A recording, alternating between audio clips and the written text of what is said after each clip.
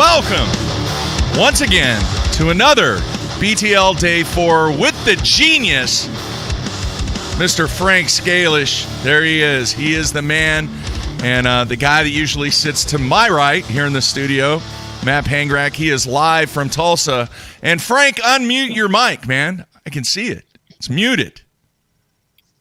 There you go, Frank. Because I didn't have much to say, man. I got in trouble for that last week, Frank. Jeffrey. Yeah. He said, you got to bring your kick. Stop bringing your A game, man. You were muted 3 times. I said, I know. I said, I'll work on that better. I had a dog running around and stuff, and I was muting it, and then I wouldn't unmute it. Oh, man, that's amateur. Perfection. Yeah, I know. That's what Jeffrey said it. You sounded like Mark, Uncle Frank.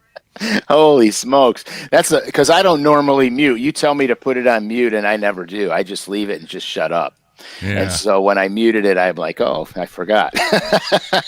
All right, Frank, let's do this. Tell the people what we're going to talk about, and then I have some housekeeping items that I have to clean up here and just let everybody know a few things that are taking place, and then we'll dive into what you're going to cover on day 4. So what do you have for the fans today?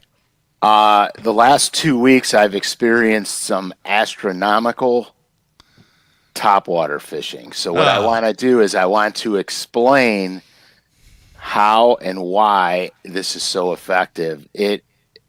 I want to go. I want to be there right now doing it because it was unbelievable. All right, and folks, he actually sent me a very short clip that we're going to show on a couple of explosions that Frank experienced while he was doing this topwater stuff. So I know exactly what you were thinking.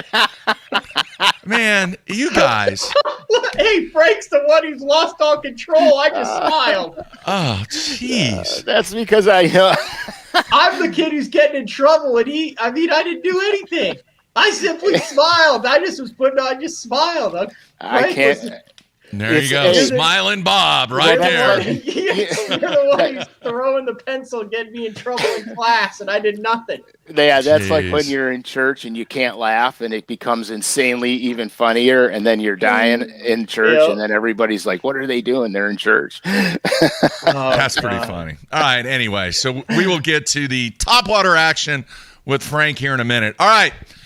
Couple things I want to let everybody know. First of all, I've got to give props, and I don't do this that often, but I want to do it today because, folks, the reason we didn't have a show yesterday, it was a pretty special day for me because myself and my 2 sons, we try to get together once a year, and we always go out. We take a striper trip with a guy by the name of Jerry down at Lake Texoma, and I want to show off what my 2 sons did. Now, let's see if I can get this queued up. All right.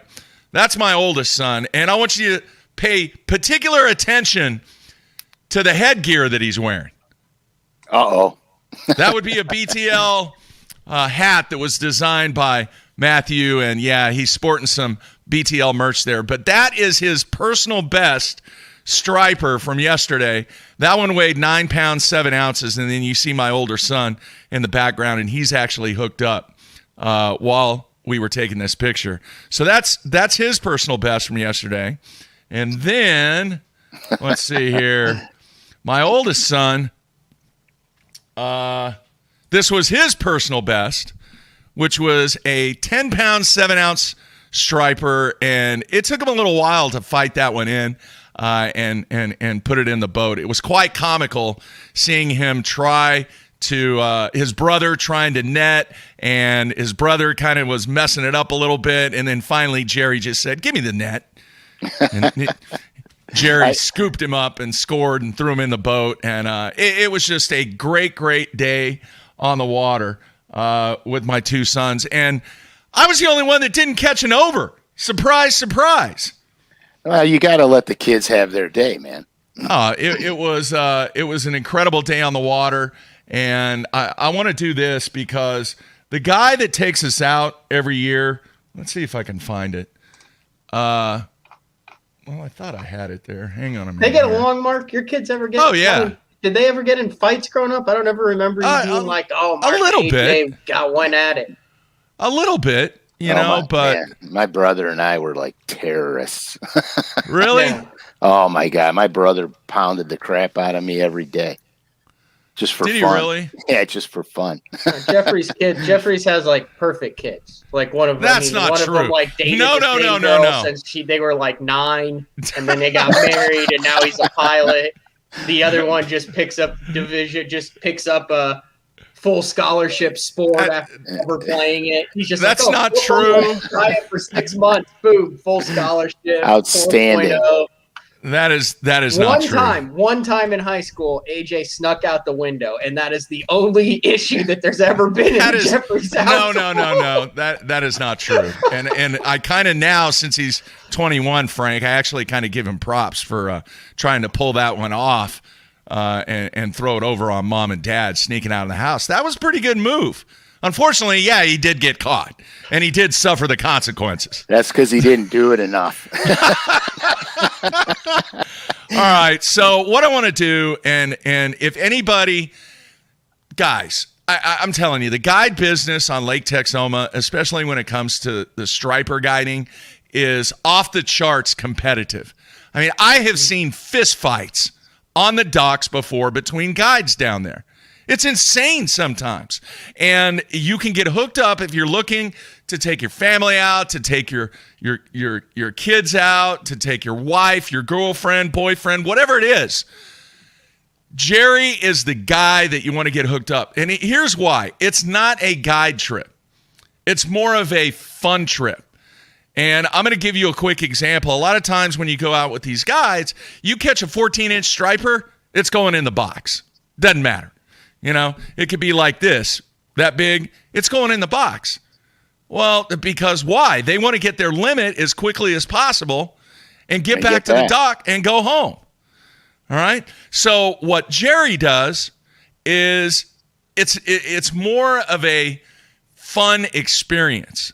And the way that he approaches the guide game different than the other guides, and I've been with other guides. I've been with, 6 or 7 different guides from down there.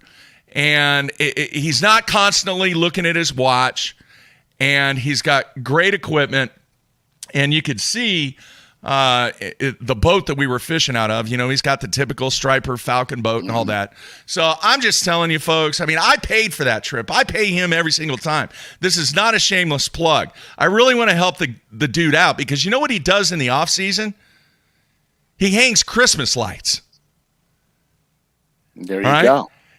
And dude, I'm telling you right now, it is high dollar Christmas lights. I'm not talking about putting a little ring around the tree in the front yard that looks like the Charlie Brown tree. Oh, no.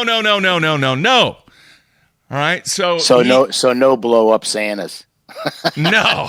He's like the happiest guy ever. He spreads Christmas cheer, and then everyone limits out on I know. So here, I'm going to flash that up. There's his number. There's his name. Folks, if you're looking for a great time on Lake Texoma, help Jerry out, help me out, help everybody out to have a very enormously fun day on the water, just like myself and my 2 sons have every year. It's an annual thing with us, and the annual event with Jerry is going to continue. And then check this out. Wait. For the iTunes listeners, that is Jerry Taylor at 580-564-6591. You got to remember, the majority of people, they don't get to see Frank and you in action. They're listening. So yeah. So thanks for that plug. But you know what Carolyn said, my wife? I want to go. What? Yeah, I want to go. So she's watching hockey, and now she wants to go fishing. I know. Well, dude, what's your secret? I don't know, man. I have no idea. Frank, and you never had to change a diaper, ever. One time. Oh, man. One time. Good for you. I just dropped the baby one time, and I never get to change a diaper again.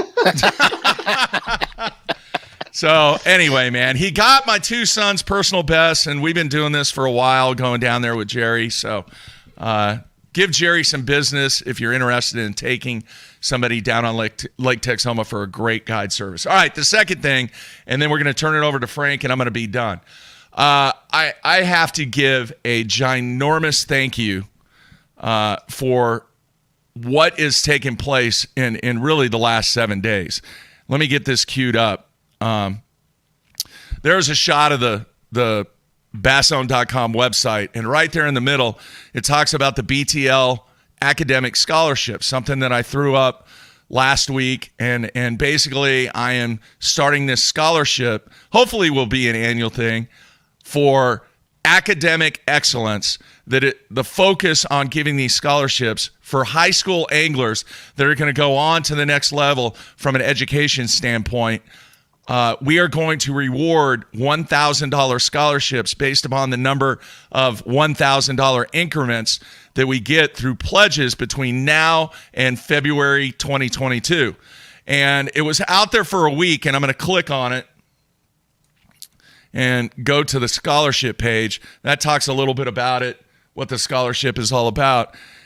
And look, we've already got in 7 days $3,275 pledged, which for all those people, I cannot thank you enough. And if you're interested in making a pledge, all you got to do is go to Basson, click on that link that I just clicked on, and then you just click on the click here to make a pledge button, and you can make a pledge, and the pledges are not payable until February of 2022. There's one pledge on there that I really want to point out that's been done so far. A group that has been very special to Btl over the years and really special to Matt. They have made a $1,000 pledge to this scholarship program. I'm talking about the Best on Tour group. $1,000 being donated to the academic scholarship that we're going to give away in 2022. And Mike Valster and his group, I cannot thank you guys enough for making that donation and realizing the importance of academics that I am trying to stress in the high school fishing program. And then if you do get a chance, there's a very interesting long quote that I put on that page. I wish, if you really want to know what this is about, read that quote that actually comes from a former collegiate athlete who also fishes.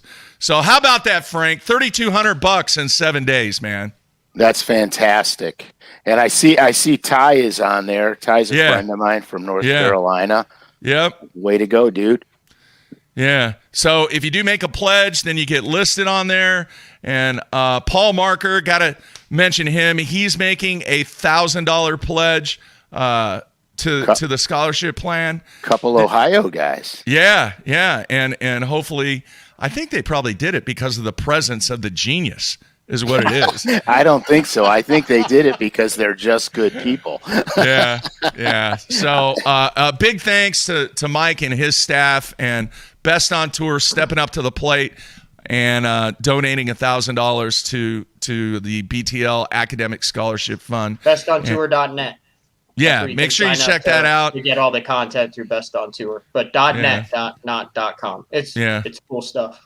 Dude, Frank, I am so happy that we're going to give away at least at a minimum 3 scholarships. Yeah, and you're saying 3, dude. This has only been cracking for 7 days. I know.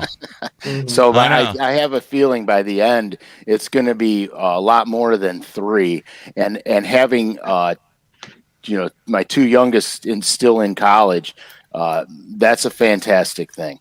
Yeah, I mean that's absolutely a fantastic thing. Thank you to all the people that have made pledges. And if you do want to make a pledge, just go to basson.com, click on that big banner right there in the middle of the page, middle of the top of the page, and make a pledge. Pledges are not payable until February of 2022. So thank you so much to all the people out there so far. Now we are finally, Jeffrey, shut up.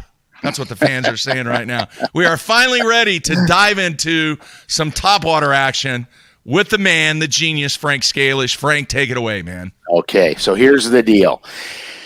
I say the other day, but it was a couple weeks ago. I had gone out to find some fish to film a bait school episode, a lure net bait school episode, and didn't really know what the pattern was going to be. I kind of went there blind. I have very, very, very little experience on this particular body of water. In fact, I think I was been there 5 times in my entire life.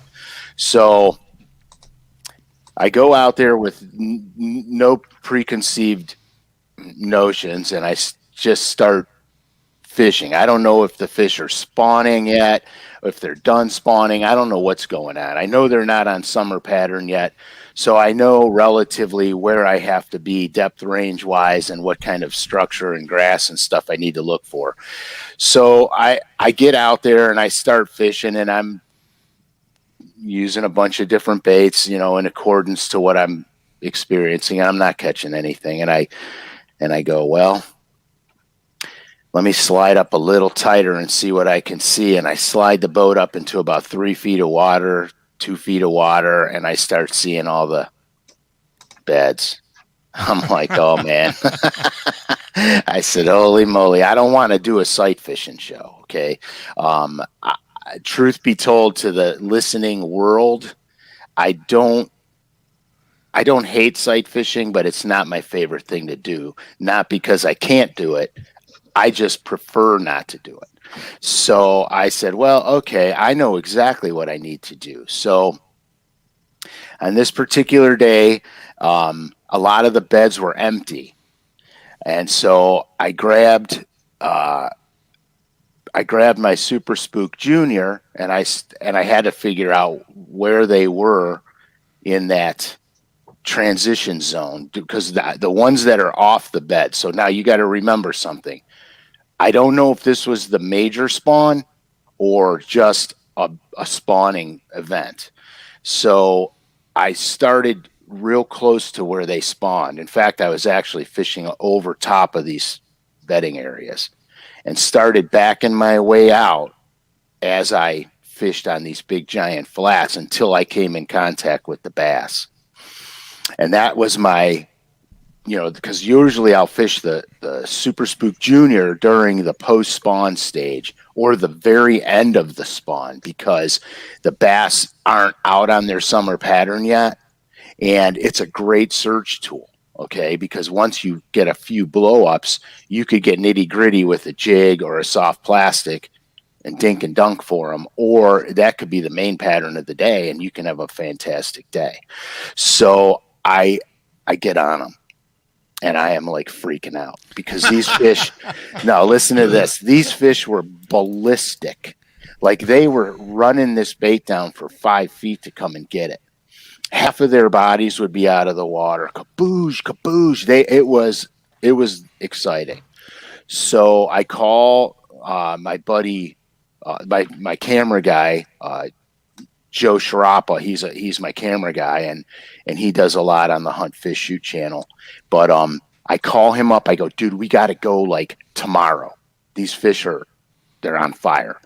He goes, I can't make it tomorrow. I said, all right, when can you do? He goes, let's do Friday. I go, oh man, Friday. Gosh, that's 4 days away. A lot could change in 4 days. You know what I mean? Yeah. So we go out, and the long and short of it is we go out, and the largemouth are just not, I can't get them. I'm like, oh my God, we're not going to get a show. So I said, we had a full moon on Wednesday. I said, I bet you they're all new spawners that came up. I said, so let's go to the steeper side of the lake. Let's get away from these major spawning flats, and let's go to where they're going to be isolated and spawn. And maybe we'll catch them that way. So I go to the steeper side of the lake, and it was a freak show. Smallmouth, largemouth. These fish were they were in every facet of the spawn on the steeper side. So I was catching pre-spawners, post-spawners. It was a freak show. So I want to talk about how to find this stuff and how to fish this bait. And so what happened was, I said, we're coming back here on Tuesday because the new spawners are spawning, and I want to fish the crazy shad, the cotton cordell crazy shad, because I fished that for spawning bass because they can't stand that thing. So we go back on Tuesday, and I went to the same spawning flats where I couldn't catch them, during the show.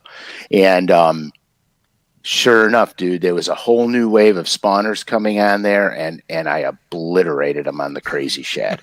So I was just like, oh my gosh, I would have stayed there, dude. I would have stayed there all week long and done that every single day. It was so much fun.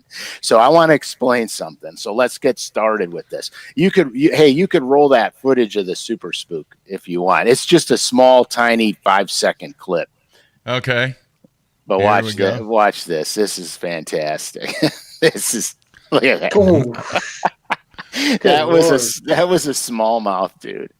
This is a largemouth right here. Look, you can see the difference how they hit it. The largemouth came up and nipped on it. The smallmouth wanted to masticate it. Yeah, let's look at this again. Oh my gosh. Yeah, and dude, that's how it was the whole flipping day. I mean, it was so much fun. So anyway, wow. So here's the thing. Okay, I think what I'm going to do is I'm going to do this a little bit in reverse. I'm going to talk a little bit about the crazy shad, the Cordell crazy shad first, because this is a bait that I fish a lot during the spawn, and I fish it, and smallmouth and spotted bass especially love this bait. Okay, largemouth crush it too, obviously, but the spotted bass and the smallmouth love this bait. So first, I want to show you a little bait hack I do for this. If you can see here, you see how I got the two O-rings on it? Yeah. 1, 2 O-rings. That's to get the hook away from the bait, because I want these hooks away from this prop. Okay, because if it's close to the prop becomes an obstruction in the way of the fish getting it. So I drop it down to 2 O-rings, and that almost guarantees me about a 98% hook to land ratio on it. Here's another thing you guys got to look at. You see how on the center hook here, I have it so the 2 parts of the treble hook are riding up against the bait, side of the bait, and the third one is pointing down. Same thing on the back. It's the opposite. I got the 1 hook point pointing up and 2 down. All right. That's very important in how you rig these hooks on this bait for hooking up purposes. Okay. So now let's get into the nitty gritty. I throw this particular bait on 15-pound braid, but I'll attach a 4-foot monofilament 17-pound leader on it in the front. And the reason that I use mono is because mono floats. And I use 17 because the 17 is stiff enough where it doesn't wrap around the front part of the blade. Okay. And because I'm using 15-pound braid, I'm eliminating my line stretch. So I'm using about a 7.2 or a 7.3 bait caster to throw it, and usually it's a medium action. You got to have a little softer tip on it so the fish can get it. When they get it, they're going to pull on it. You have braid, they're going to automatically hook up. There's not a whole lot of hook setting going on. You're just pulling back on them and you got them. So that's the equipment side of the game. Okay, 15-pound braid, 17 mono. And the knot that I use, and this is important, the knot that I use to adhere the mono to the braid is the FG knot. The FG knot is by far the best knot ever for this stuff. It's like, remember those Chinese finger tortures that you put your finger in and you can't pull them out? You know, that's how the FG knot works. So what happens is that knot is only as fat as your monofilament. So it goes through the guides. You don't even hear it going through the guides. It's like one piece of line shooting through the guides. So that's why I use that knot. Okay, so now we got the business stuff taken care of. Now here's the pattern, okay? So what I look for in throwing this crazy shad. Oh, and by the way, there's a million colors in this bait. Not really a million, probably 9 or 10. But but I have semi-translucent perch / bluegill. I designed that color to be either or. I have blueback herring, I have a moon eye shad pattern, which I absolutely love, especially in clear water. Gray Ghost, which this one is the Gray Ghost. This is a fantastic color too. This is the color I was actually using in the show. Was the Ghost. The water was clear, but it was a little off color from all the wind and rain, and so I chose this one because a lot of the shad that I saw had a more prominent pearl white belly. So anyhow, so here's what I do. It's really simple. I will slide up into the spawning areas. Now, any grass lakes, and anybody that fishes grass lakes will know that in a grass lake, there's going to be certain areas that have a multitude of beds. You're not hunting for 3 beds here and 1 bed there. You're hunting for multiple beds, or conversely, bluegill spawning flats too, where you see hundreds of bluegill spawning. So this bait here is predicated, at least for this pattern last week, was predicated totally around the spawn. Okay. And so then I go right to those areas. And when I work this bait, it's not like kaboosh, kaboosh, kaboosh. It's nothing like that. It's a very subtle presentation. I pull the bait 2 times and it just does that little flitter from the blades, and then I leave it there, which is why I put tail feathers on it, because the tail feathers in the water will move, and the little bit of crystal flash I have tied in there shines like the tail of a bait fish. So when I leave it at rest, it's still moving with some of the waves and stuff, and the tail's still doing what it has to do. So I look for the spawning flats. Generally speaking, I'm fishing this bait 1 to 4 feet of water. Most of the time, it's usually about 2.5, 3 is where most of the bigger beds, most of the bigger females will be. And then I just do that little pull, pause, pull, pause, and then I'll play with the cadence. If I'm not getting ferocious bites, or they're nipping at it, or I see one come up and disappear on it, which happens, you see that, I'll speed it up. And once I find the right cadence, it's game on. I mean, it's just game on. It is. And for those guys who don't live on grass lakes, that live, down south where you have spotted bass, this was my go-to bait for spotted bass. When I fished Bassmasters, this was my go-to topwater bait. I absolutely love this thing. When I was on the Coosa River down there, I slaughtered them on this. So you want to more subtle presentation, where the Super Spook Junior is, it's more violent. You know what I mean? Where the Crazy Shad is subtle, the Super Spook Junior is more violent. So now we'll switch to the Super Spook Junior. Hang on, I have one question about. Yeah, go ahead. The first one. Go ahead. What can you tell us about the importance of that blade on the front? As far as, you catch some fish and they just annihilate the bait and the blade gets messed up. What is the correct angle that blade needs to be set at, or does it even matter at all? No, the blades come with a factory set angle on them, and normally I don't monkey with that. Unless I get one that got flattened out in my tackle box. You know what I mean? If it got smushed, if I accidentally stepped on it or something, then I just do it. I start angling them opposite each other a little bit. I don't want it super hard angled because it doesn't make as much racket then. Right. I want the bubble trail. This thing will make a bubble trail when you pull it. It goes, and all the bubbles come out. And this thing looks just like an injured fish on the top. When you see a fish injured and he's moving around, it looks just like that. And then the cool thing is too, it sounds like a smaller fish is trying to get him. You know what I mean? It has that noise factor to it that's really triggers. It's just one of my this and the Super Spook Junior are probably my 2 all-time favorite topwaters. Hard baits, topwaters. Okay. Real quick, Joel wants to know, what size split rings are you using on the Crazy Shad? I try to match the one that it comes with on it. I'm not sure the exact number of the split ring. I should have probably done it before the show. I should have probably looked at it. So I try to match the same one that's on it, and then put another one that's the same size on it, and that usually does the trick. But the hookup percentage, when you add the extra split ring on there, your hooking percentage goes up astronomically.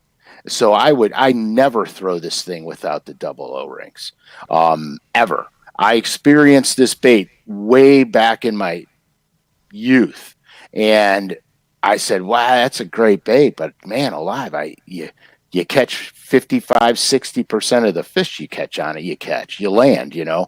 So I looked at it and I started studying the bait itself, because it's not a super fat bodied bait. I mean, it's just not. So I started studying it myself, and I said, you know what? Here's where the problem's coming into play.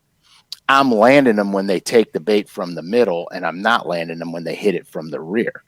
So I added the double O-rings. I first started adding the double O-rings just on the rear.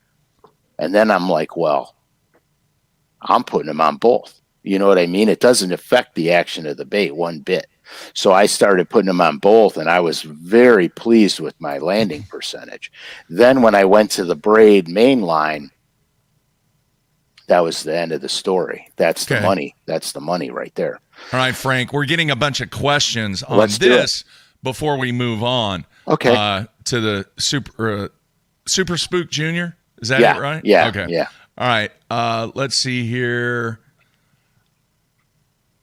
Some people are wanting to know about the additional weight of the split rings. Does that matter at all? No, because that particular weight's negligible. And the other thing is you're doing it on the middle hook and the rear hook, so you're still keeping the bait in balance. All right. Here, Drew in Texas wants to know, do you ever do braid to treble on your spook instead of split rings, or that bait that you just showed? No, I don't.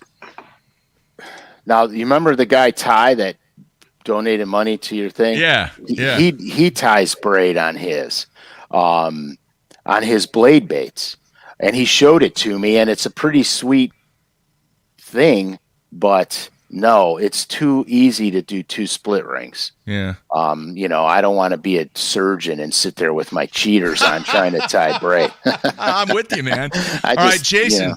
Jason wants to know, better when windy or calm, and are you using speed clips? Okay, great question. No, I do not use speed clips on this. I tie direct. And as long as you don't have a massive chop on the water, and when I say massive chop, if you can't see the bubble trail that this bait's making, then it's too choppy to throw it.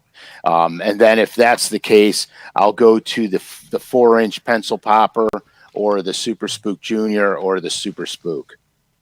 If I got big chop. Frank, so these are spawning fish? Pre-spawn, post-spawn, and spawn, yes. Okay, so you have some fish that are eating it, and some fish that are just attacking it. That's what I'm saying. I'm trying to feel. I mean, are these fish that are actively like eating it, or just trying to get it the hell out of there? Yeah, and so like that smallmouth that came up in the video, that smallmouth that came up and smashed that thing, he was attacking it. That littler, smaller largemouth that came up and got it, he was just getting it out of the way, because you saw how it just dimpled the surface. He just popped at it. The video that I did with the crazy shad, specifically only with the crazy shad, I was getting both spawners and post spawners on it, and you could almost tell the difference by how they hit it.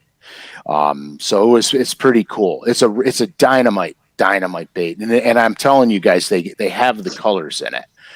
My favorite colors are the ghost color, the moon eye shad color, and then I usually go with I'll go with the semi-transparent perch color, especially for the smallmouth lakes up north. But if you don't, they got a blueback herring color that I did. That's fantastic. All right. Very cool. Now, Before you make the transition to the Super Spook Junior, several people are wanting to know what decision is made to throw the Crazy Shad or the Super Spook Junior. So now go into it and give us a reason why. If I see them on beds, I go to the Crazy Shad immediately, because I can keep the Crazy Shad in one place. I can pull it and then it floats back, and then I can twitch it again and it goes and floats back. So if I see the white spots in the grass or on the flats, if I see the white spots, I can tease them on top of the beds with it till they come up and get it. You know what I mean? So that's when I really focus on the Crazy Shad. Now, if it's post spawn, I'll throw and see which one they want more, because they will have a preference. You will see a preference on it. So I let the bass kind of tell me that.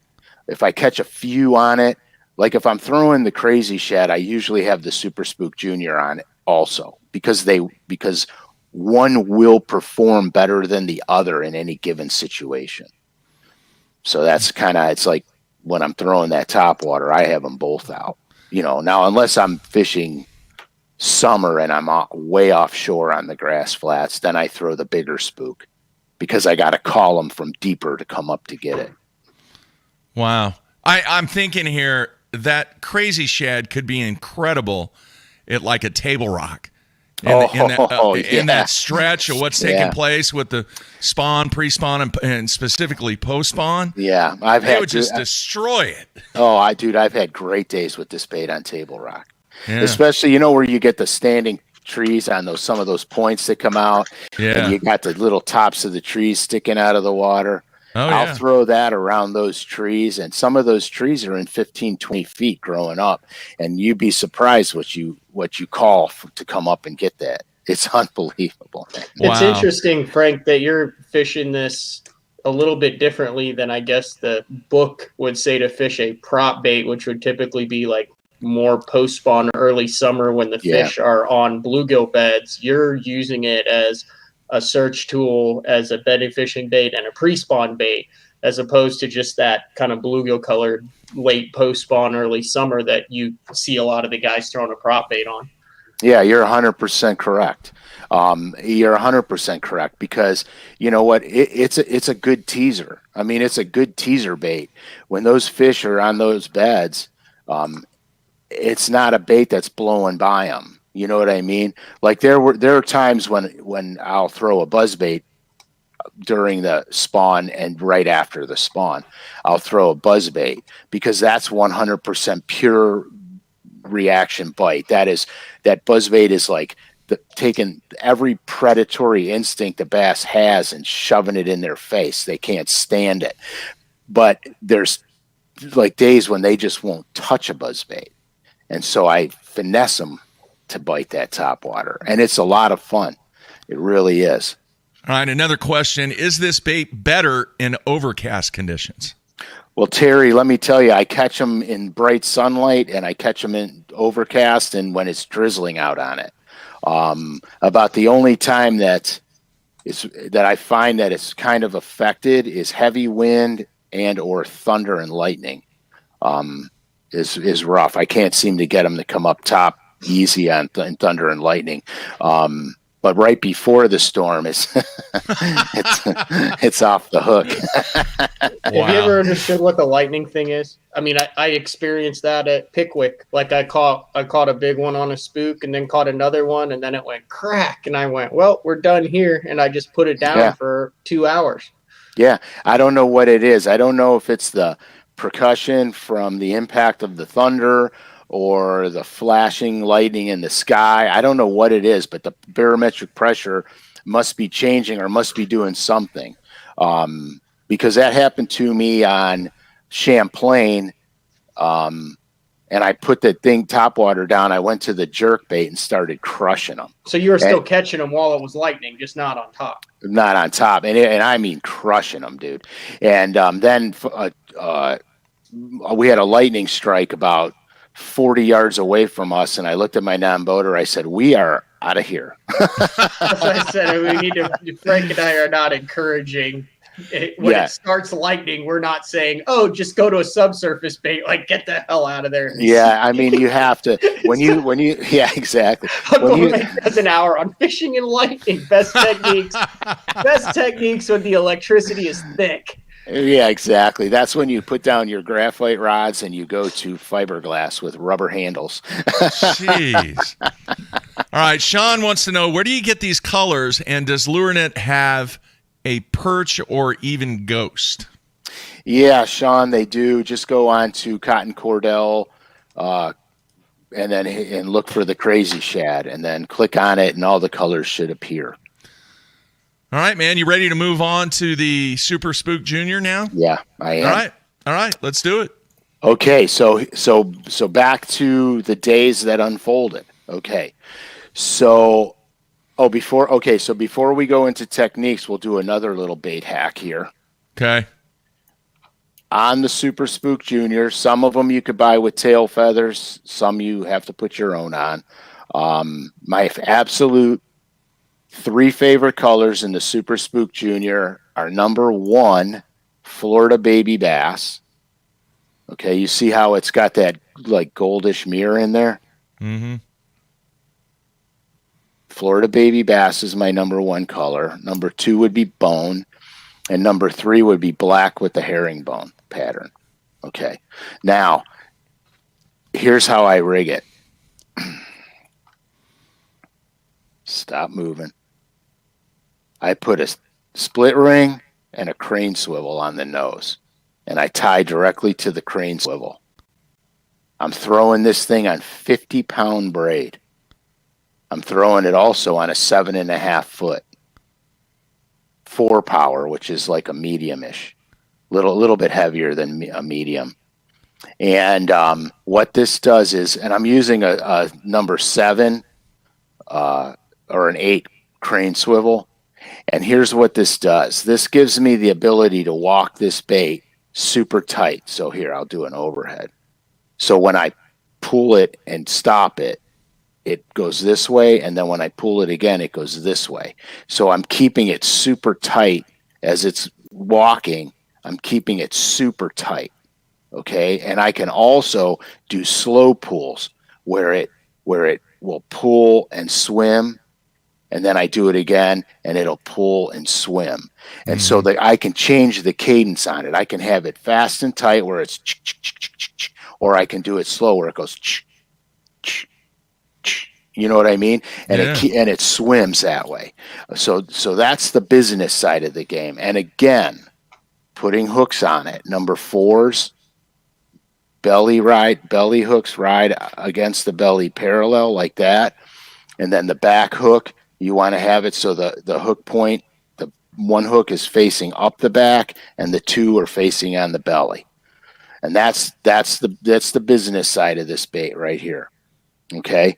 So now here's what I look for with this bait, because I'll throw this bait in the middle of summer too, but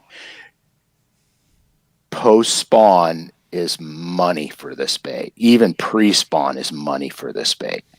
So everybody knows the pre-spawn, the fish are coming to the banks. So I'm not really going to cover the pre-spawn because it's fairly obvious. Fish are going to spawn. They're going to the banks. I'm going to throw this stuff bank to bed. Okay. It's when they're done spawning that's the tricky part, because now I'm going from bed to summer pattern. So I have to find out where in between they are from the beds to the summer pattern. I have to find out where they are. So here's what I did. I took the bait and I went right to the spawning flats. And I started to fish my way out from the spawning flats until I established a depth range and a distance for that depth from the bank. And what I mean by that is this. Some of these flats will be 1 to 2 feet deep, 30 yards out. If I catch them in 2 feet of water, that doesn't mean that all I got to do is fish 2 feet of water. I have to also have a relationship on how far off those spawning beds they are before they get to their summer pattern, before they get to the breaks, and then the offshore but still connected to the main lake stuff. So I have to find out where they are. So if I know that if I'm catching them in 2.8 feet of water and I'm 30 yards away from their beds, that means I got to have my boat where I can reach that active zone. Okay. It sounds complicated, but it's really not. If you go right to the spawning areas and just start fishing your way out from there, as soon as you start getting blow-ups on this thing, you know where you need to be. So if the bank is steeper, I'll be closer to the bank to get that depth range. Yeah. If the flat is flatter, I might be 30 yards offshore. And so that was the whole key with this, especially the day we filmed this. It was money. The day we filmed this, I ran to the flats where I had found all them largemouth and I couldn't catch them. So I went to the steeper side of the lake. And what happened was those fish couldn't get away from me as easily on there because I had two things happening. I had pre-spawners and I had spawners and I had post-spawners. And you could tell when you caught the post spawner because their tails were a little wore, their bellies were a little concave. And most of the fish that I caught were bigger males and spawned out females that day. So the whole key is to find out where they are from their beds before they get to summer pattern. Now, honestly, if I went back to this lake, let's say I go back next week, I would be fishing deeper grass edges. And I would probably be dinking and dunking in the grass because those fish are now getting to closer to where they want to be for the summer and so on. But what will happen is before they get to the offshore stuff in the summer, you can get the Super Spook and the Super Spook Junior going again on the deep grass. So that's kind of how I play this topwater game. Traditionally, you could fish blowdowns with them in the springtime. You could fish blowdowns. You can fish stump fields because they'll spawn by cover too. They'll spawn on stumps. They'll spawn on the sides of blowdowns and stuff like that. So just because your lake doesn't have grass in it doesn't mean it doesn't work. It's just you're going to fish different types of cover. And that's pretty much it. Boat docks. If your lake has no grass in it and it's loaded with boat docks, you can fish this stuff, both of these baits, all around the boat docks. It's fantastic. Same thing. You're just not using grass as your main focus. You're using other things. And that's really about it. But I have to be honest with you. It's such a fantastic few days of fishing. It's like I'm jonesing out. I mean, it's like, oh my gosh. And then it's the holiday weekend this weekend, so I won't even go near the lakes. Yeah. I'm not even going to go out. I got lures colors to make anyway for bomber, so I'll just sit and paint for the next few days. Frank, you should have went to the playbook and done the descriptive drawings that you've done in the past on that situation that you were talking about, man. Yeah, I should have, but you know what? I don't want to abuse that. People love that. It won't be as exciting if I do that every show. No, you're right. So I cannot abuse that. All right, let's go to some questions here. Does Frank only use a whitetail feather? Yeah, that's really a cool question. So here's what I'll do on my. I use the whitetail feathers, and I make sure that the tail here. The key is in the feather you choose to make this. I use the feathers that the strands are spread out on and transparent. I won't use like a schlappen feather that's thick and it looks like a white piece of paper. If I can't see through the feather, here, I'll show you. If you can zoom in on that. Wait. Yeah. If you can't see through the feather, you see how translucent that feather is? Yeah. If you can't see through them, I don't put them on it because I don't want it to look like something stuck on the back of the bait. I want it to look alive. So sparse is better, okay, when it comes to that. Now, occasionally I will put I'll put two white ones and one chartreuse one, and usually I'll fish that on my bluegill or my perch color. Nice. The other thing too, Frank, isn't it? If you're going with some thick stuff, it creates drag, which makes it harder for that bait to walk. Yeah, it's like when you get a piece of seaweed stuck on it. I want this bait moving free. Great stuff there. All right, Bruce wants to know, what's the difference between the Super Spook Junior and a regular Zara Spook? Pretty much the size difference. The regular Zara Spook is just a fatter, little bit bigger bodied bait. And that's really the difference. So if I got a big chop on the water, I can throw the regular Zara Spook or the Super Spook. And it displaces more water and creates more of a commotion on it. So, I have, this is crazy, but if you go into my topwater box, I've got, your Pop-Rs, Crazy Shads, Super Spook Junior, Zara Spook, and Super Spook. I even have a couple of the saltwater spooks in there too.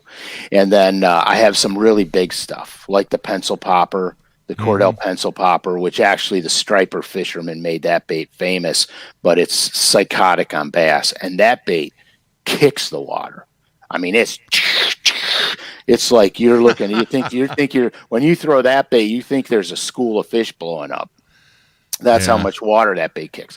But I have to because the wind and waves will dictate which bait is going to be best for that particular day. So I have to have those baits in my box. Hey, doesn't the Super Spook Junior have noisemakers in it? Listen to this. It's got one, and listen to this. Oh, wait, I got to do it here. Oh, yeah. It's got one. So when this bait kicks left and right, it sounds like a fish blowing up on it. It sounds just like something's trying to get it on top and it keeps missing it. And that's what I love about the Super Spook Junior. Now the Super Spook also has it in it as well.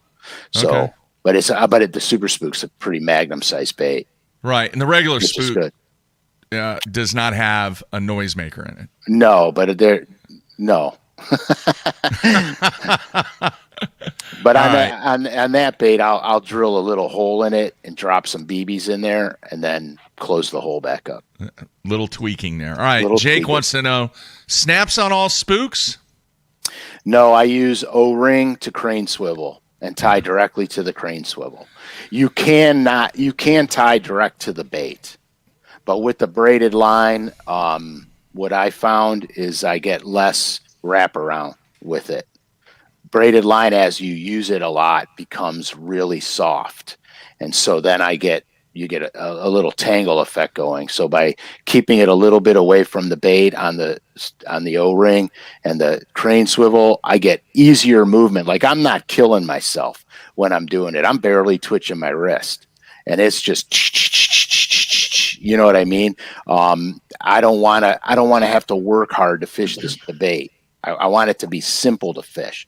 So I could roll cast it under a boat dock and it does what it's got to do, and I can control it better. I can make it slide, or I can keep it fast and tight. So that's okay. So I'm confused with the crane swivel, because it's smaller. It keeps the line further away from the bait to keep, or it'll, like, what's the difference between a crane swivel and a high quality snap?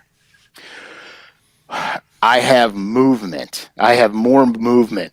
The crane swivel bends on itself. The O-ring slides on itself. That whole process makes that bait easier to walk. There's nothing in its way to walk it. And you don't lose weight with the crane swivel that pulls the nose of that bait down? No, because I'm using a 7 or an 8 on the Super Spook Junior.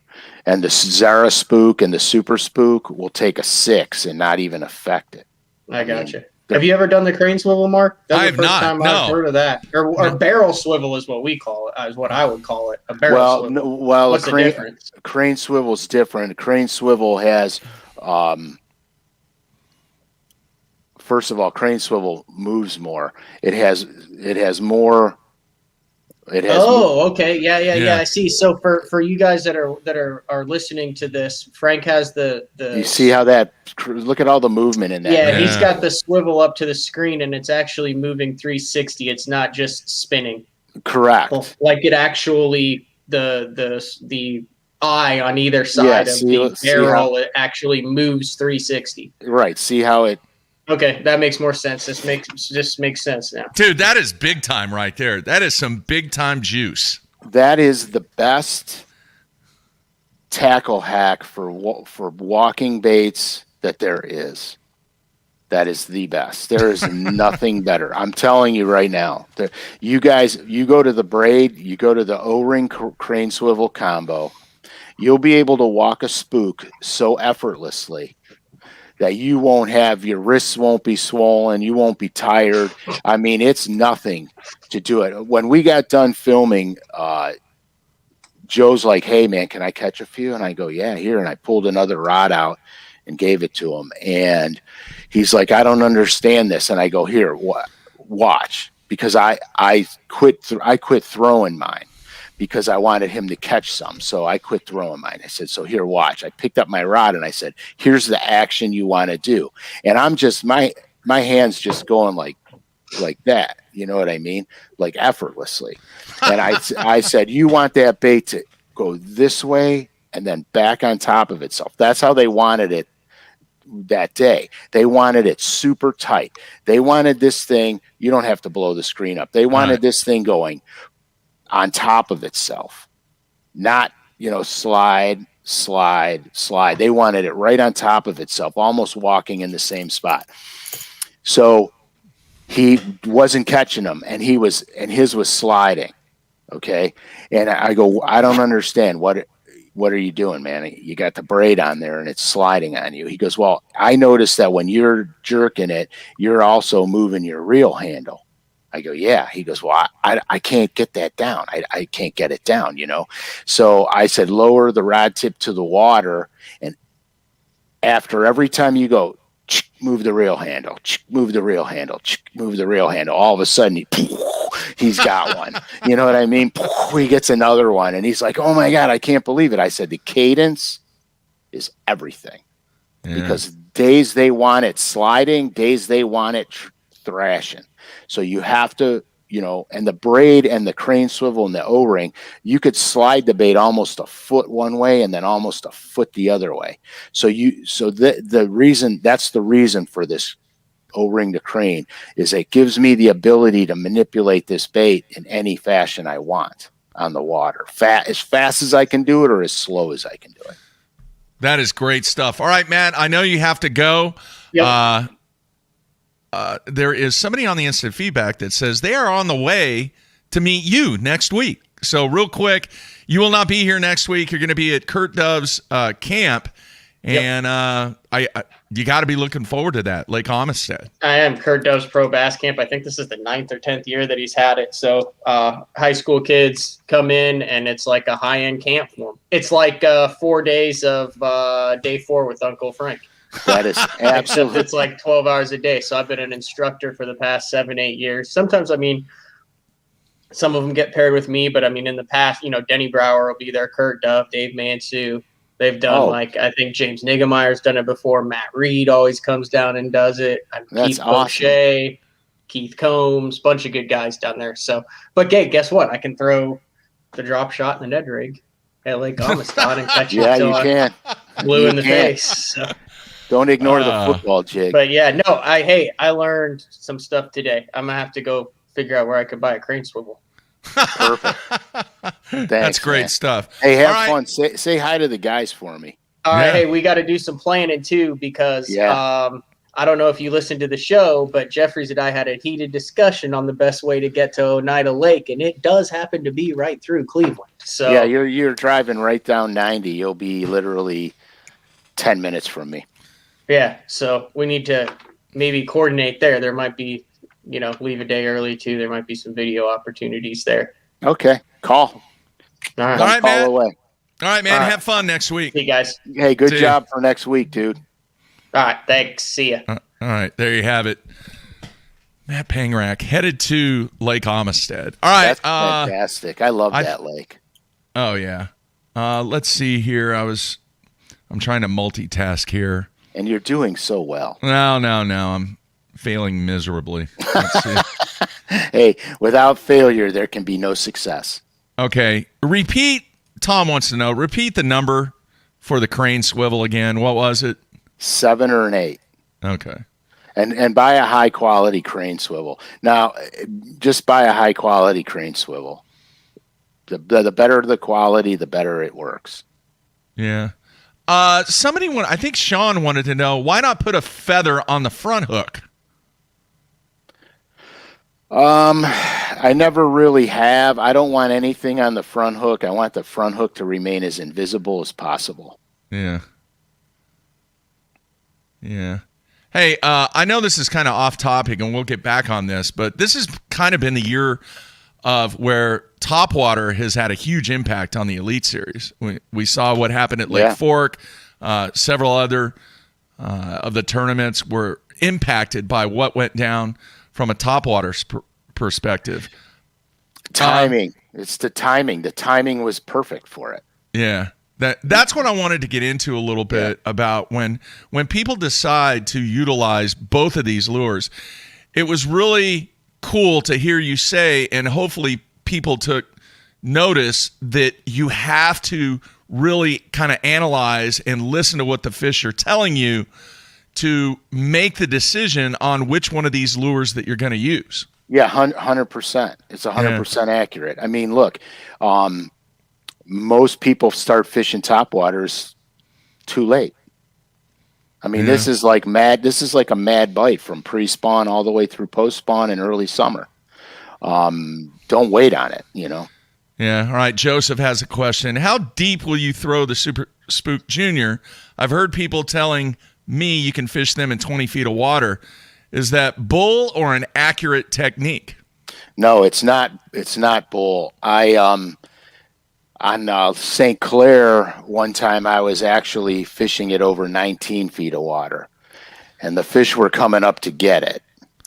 But that being said, the fish were also suspending about 10 feet deep over 19. And so they'll have no problem. The clearer the lake, the farther they'll run it down. The less visibility you have, the closer to the fish you have to be with this bait. So that's how you gauge. For example, some of the grass lakes, like if the grass only grows to 8 feet deep, your boat might be in 12 and you're casting up to 6, and you're fishing that 6 to 8 foot zone. If the grass grows 15 or 20 feet deep, and the grass might top out at 11, so your boat might be in 20 and you're calling them fish up from the tops of that 11-foot grass. So no, it's not BS. It just depends how clear the lake is. All right, Frank, I know this is totally off topic, but in certain situations, a forgotten bait that can be utilized as a topwater, you can wake it, you can do whatever, is a redfin. Oh, when do people, and I think a lot of people forget about the redfin. Dude, I this time of the year from now until June, I have a redfin tied on. And absolutely. Some people out there don't even know what it is, but I utilize it as a topwater. Yeah, so do I, 100%. Right. The jointed redfin is a money bait.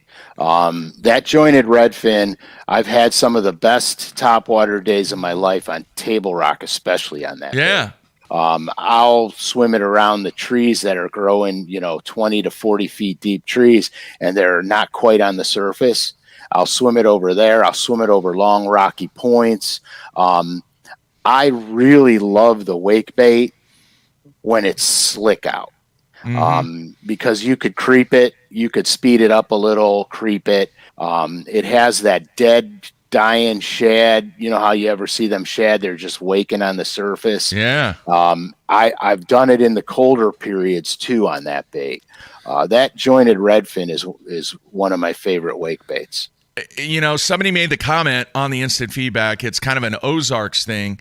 It is. That's where it started. Yeah, and it's been that way for years and years and years. But once again, it's one of those baits that the application can apply all across the country, but I don't think people utilize it. They don't know about it, or you got a bunch of old geezers like me and you that know how versatile it is. Yeah, we kind of grew up on it. I mean, it was the first wake bait before wake baits were wake baits. Yeah. You know what I'm saying? So we kind of grew up on it. I fish that thing for smallmouth, for spotted bass, for largemouth. I fish it in grass lakes with no grass in it. It's just a very versatile bait. I start fishing that thing when the bluegill start spawning, and I fish it every time the weather gives me the ability to fish it, basically. I mean, Frankie and I, a bunch of years ago, were fishing a tournament. I did it for fun. A bunch of buddies of mine have a bass club, and they went to this lake, and I said, okay, I'll do it. I was still fishing Bassmasters at the time, and I got there, and I told Frankie, I said, here, you throw the wacky rig yum dinger, I'm throwing this. He goes, what the heck is that? I go, watch this. And I said, there's some bluegill beds. Watch this, man. I throw that thing out there, start swimming it in.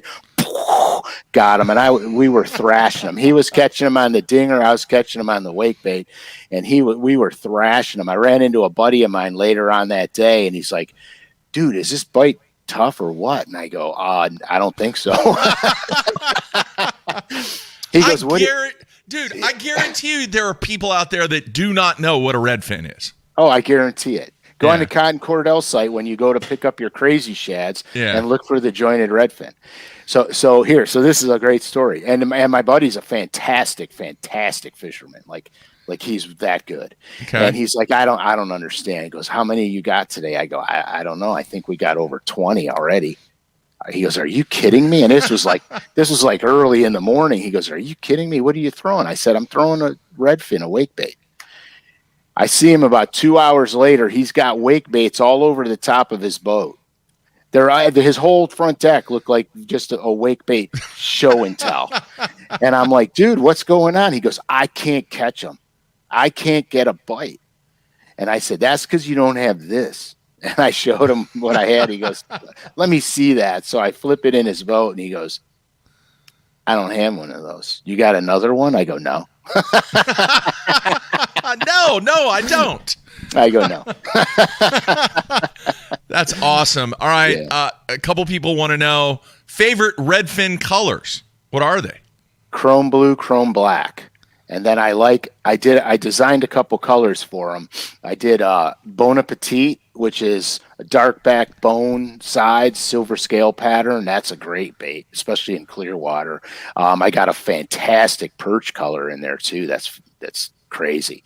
And I have a chrome IU that's pretty good too. But I go, I'll go chrome,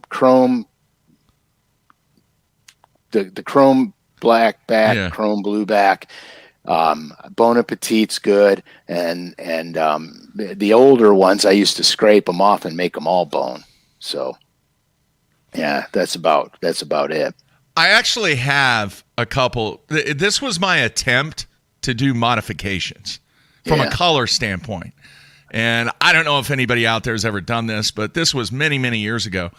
And I still have both of these redfins. They were blue and white. Do you remember those? Yeah.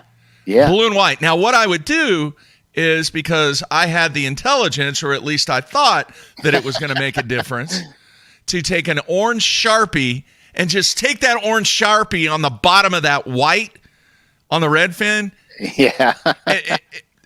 Dude, it looked like crap. I mean, it looked horrible. But you know what happened? The first day that I used that, I actually went out and I caught a bunch of fish. And typically what happens when you do something like that, it builds your confidence up. Absolutely. Yeah. And then I went back a second time and I caught a couple. And then I started throwing a Zara Spook then after that, because the bite went away. And for some reason, they wanted a Spook instead of a redfin. But when I look back at some of the amateur, and they're still amateur modifications that I try and make from a color standpoint, it's quite comical. The only justice that I felt myself was when many years ago I walked into Steve Kennedy's RV, right, when he was traveling in an RV at one of the Elite Series events, and he had like 30 frogs on his, I guess you call it dining room table. Sure. And guess what he had right next to all those frogs? A Sharpie. That's right. That's right. Yeah, a Sharpie. I used to do that on my fluke style baits, like the break and shad, the break and shad, and the super fluke.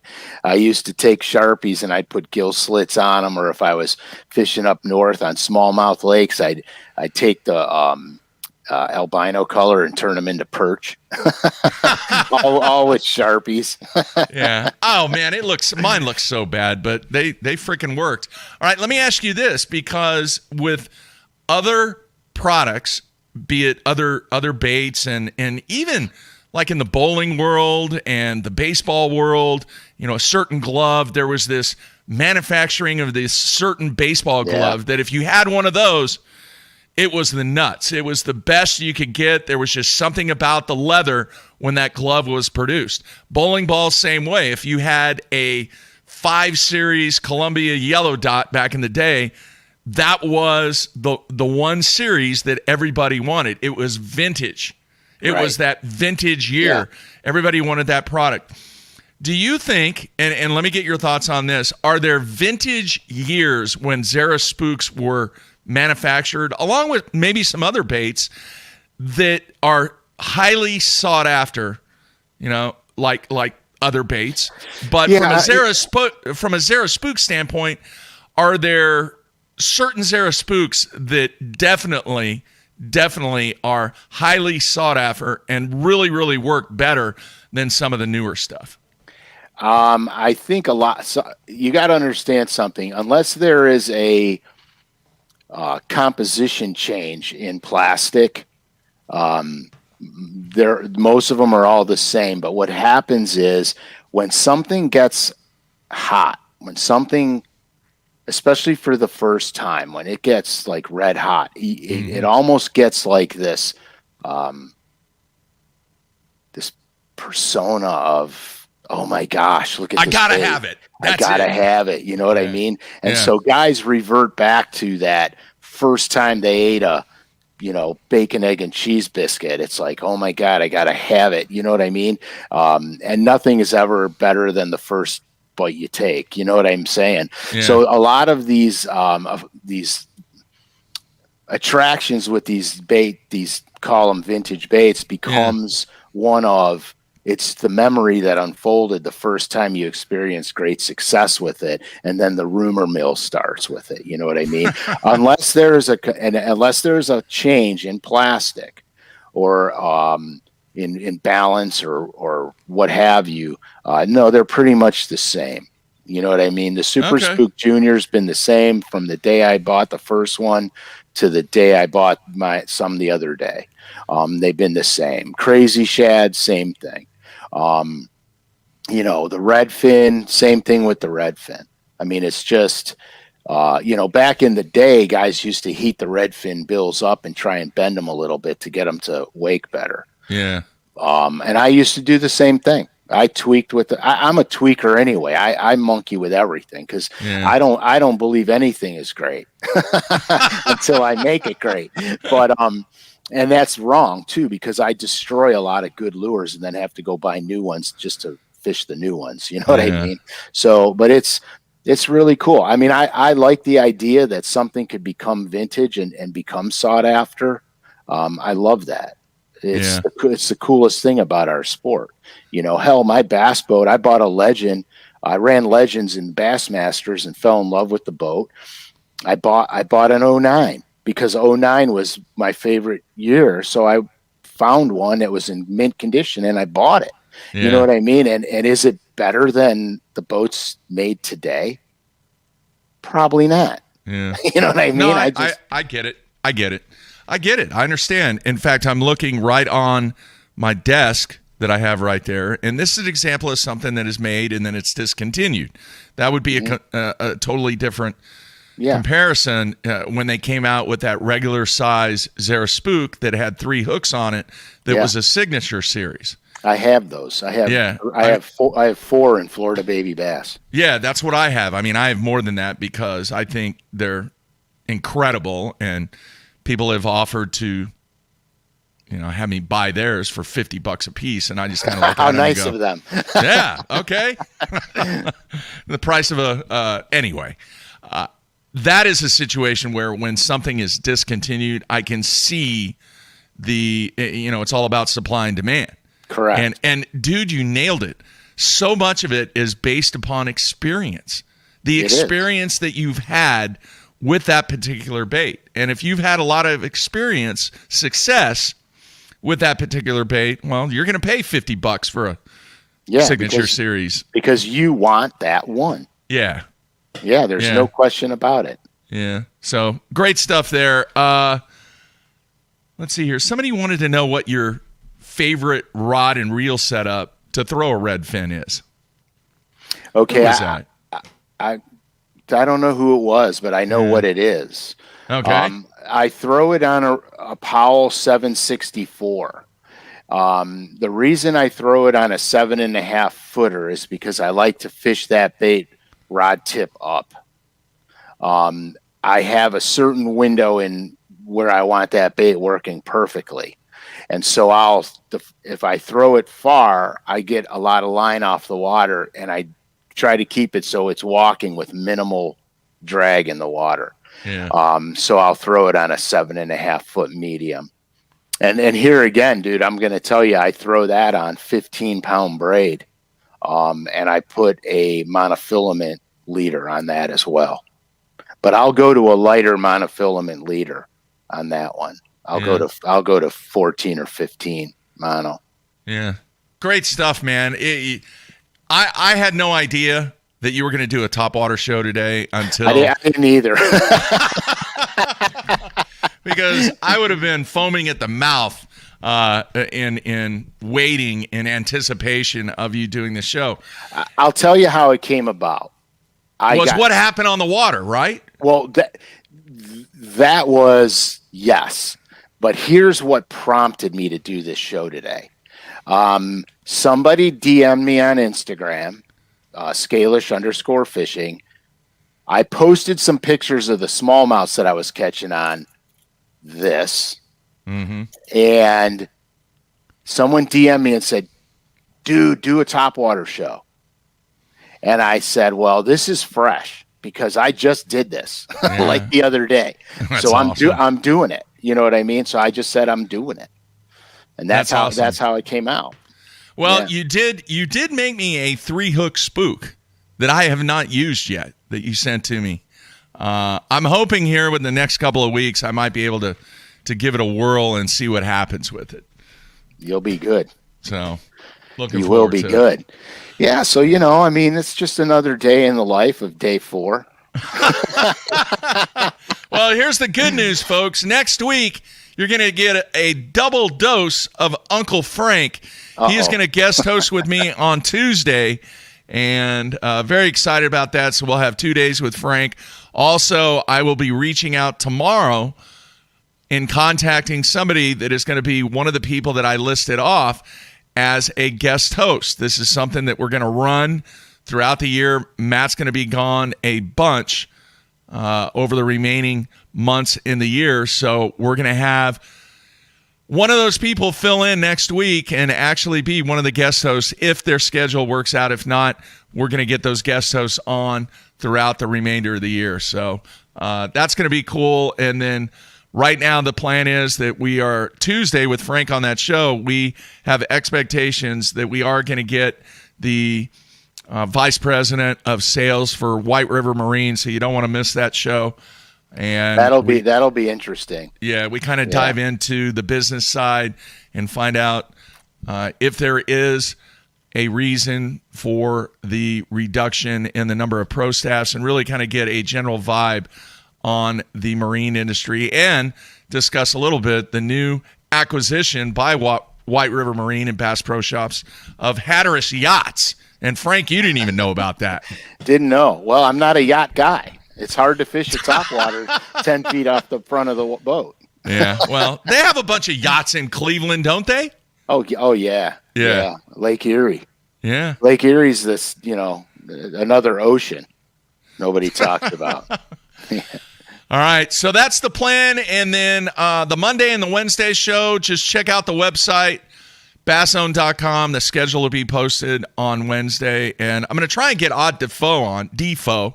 Excuse me for that mispronunciation. Yeah, Defoe. Just another incredible win on the Harris chain yesterday. And the man earns another red trophy. And we'll try and get him on next week and focus. Gotta love it. Focus on what he did on the final day at the Harris chain. And then, dude, we're getting ready for the Bassmaster Classic. It is approaching very quickly. I think we're a couple of weeks away. And I am so fired up to see really, you could call it a summertime classic. Yeah, you could. I mean, theoretically. Yeah. It is summer. It is summer. It's more summer where you guys are than where I am. But it's humid. They're calling for big storms today, and the high's close to 90. So summertime is here, and to see how these guys attack Lake Ray Roberts in the summertime, where you don't have the spawn or the pre-spawn coming into play. I love that. I love not having to chase the spawn. Yeah. Unfortunately, most of the times when I was doing Bassmasters, we were all predicated around the springtime. But I love summer. I love summer. So I'm working on getting one of the BTL fans that approached us many months ago, who is an expert on Ray Roberts, to kind of give us some insight on what we can expect for the anglers that will be fishing the 2021 Bassmaster Classic, weighing in at the Dickey Center. I'm excited to see it. Brand new building in Fort Worth. So that's cool. Yeah, and it will be hot down there. Oh, smoking hot. Just humid, sticky. Yeah, that's the worst thing about a summer classic is the weather. It is. I just remember some of those events where it was so ungodly hot. Then you're doing interviews after the event, and all you want to do is take a shower and get all the scum off of you from the heat. We were on the Red River one time. It was so hot, and you're in the boat all day. Okay, it's not like you're doing yard work or you're rummaging around in the forest. You're in the boat all day. And I'll never forget, I got off the river, I went to the hotel room, I took a shower, and there was literally dirt coming off of me. And I'm like, I don't understand. I wasn't even near the land. You know what I'm saying? It's like, I don't even understand this. But those are disgusting days. And then you got to do interviews, and you got to be like, hey, yeah, great. Ooh, oh, in the meantime, your eyes are burning because the sweat's going in them. Yeah. It's unbelievable. But all right. I still love it. Yeah, absolutely. All right, Frank, another fantastic day 4 show. And folks, as I mentioned, you can look for Frank making an appearance twice next week, Tuesday and Thursday. Ooh. And very excited about that. All right, man. Have a great holiday weekend. Like you, I'm not going near the lakes. No, I will not be near the lakes. I will be painting like a wild man. New colors. Nice. Can't wait. All right, remember, folks, both baits that Frank talked about today, the Crazy Shad and the Super Spook Jr., go check them out on lurenet.com. They are the ones, along with the genius, that make things happen here on day 4. All right, that's it. Frank, have a great holiday, man. Don't eat too much. Get the grill out, get busy, and be safe. Brats and beer. Nice. All right, that's it, folks. We're out of here. Frank next Tuesday and Thursday. Everybody have a great holiday weekend. We're out of here.